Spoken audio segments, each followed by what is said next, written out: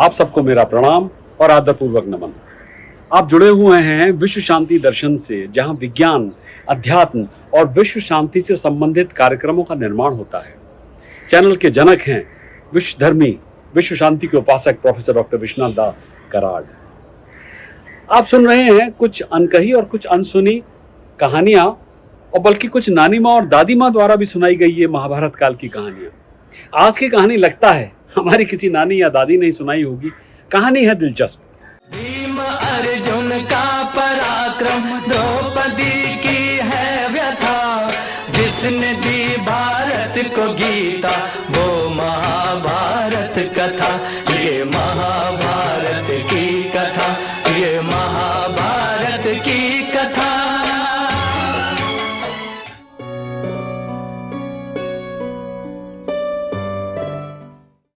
हुआ यूं कि पांचों पांडवों ने अपने विवाह के समय ये घोषणा की थी कि प्रत्येक भाई के साथ द्रौपदी एक वर्ष बिताएगी, और उस वर्ष के दौरान कोई अन्य भाई उन कक्षों में प्रवेश नहीं करेगा जिन्हें द्रौपदी और उनके पति साझा करते थे। एक बार एक वर्ष के दौरान जब द्रौपदी युधिष्ठिर के साथ थी, तब भीम ने गलती से उस कक्ष के दरवाजे खोल दिए जहां पर द्रौपदी और युधिष्ठिर विराजमान थे।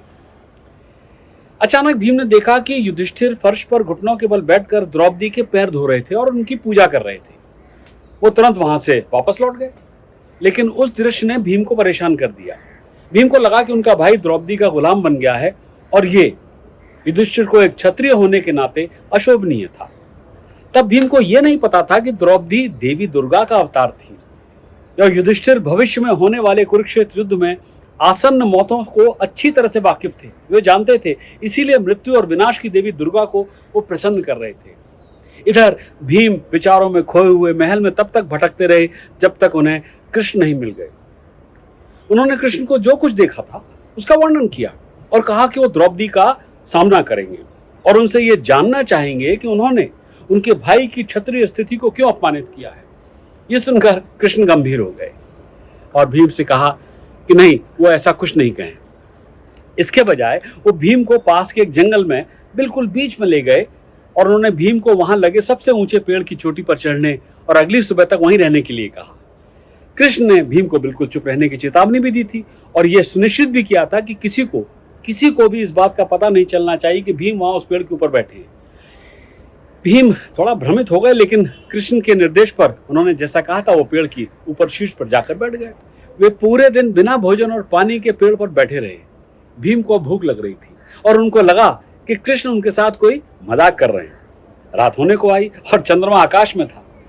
भीम ने सोचा कि उन्हें भोजन के लिए महल में वापस अब चलना चाहिए और उन्होंने उतरने के लिए नीचे देखा, लेकिन वहां जो देखा उसे देखकर तो भीम चकित रह गए। नीचे जंगल के फर्श पर सिंहासन ऐसे बिछाए गए थे मानो वो देवताओं का दरबार हो। भीम ने देखा कि एक एक करके देवता आ रहे हैं और दरबार में अपना स्थान ले रहे हैं।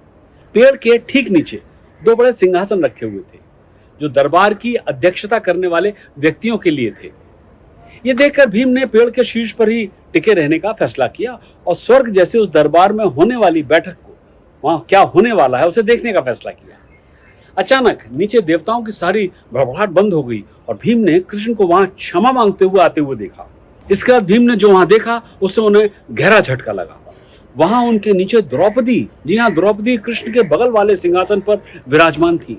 वे उठी और फिर भीम ने द्रौपदी का ऐसा रूप देखा जिसे उन्होंने पहले कभी नहीं देखा था। द्रौपदी के बाल खुले हुए थे, उनकी आंखों में आग थी और क्रोध उनके व्यक्तित्व पर हावी हो गया था। वहां वह देवी दुर्गा के अपने असली अवतार में हाथों में खप्पर लिए और कटोरे के साथ कृष्ण की ओर देख रही थी और बोली।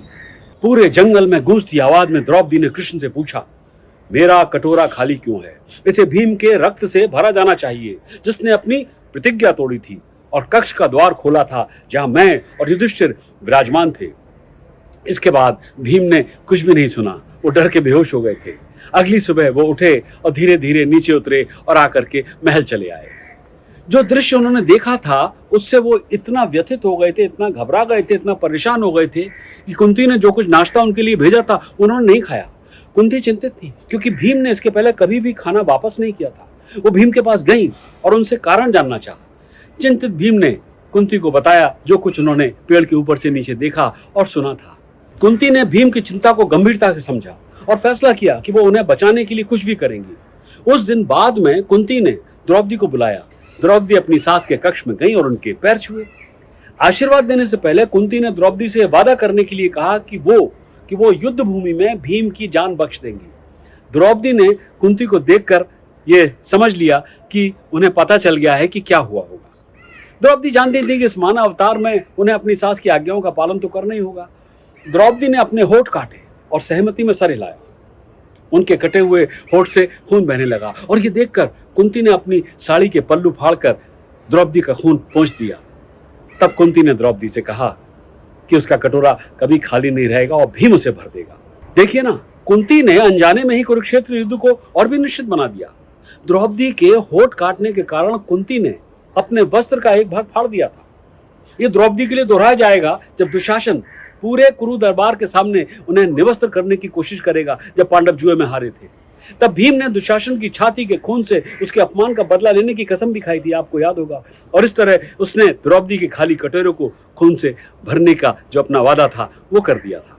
तो यह थी द्रौपदी और भीम के बीच हुए कृत्य की एक कहानी। उम्मीद है आपने इसे पसंद किया होगा। अगली बार फिर प्रस्तुत होगी महाभारत काल की ऐसी ही कोई अनकही अनसुनी दिलचस्प कहानी। सब्सक्राइब कीजिए, साझा कीजिए और जुड़े रहिए विश्व शांति दर्शन से।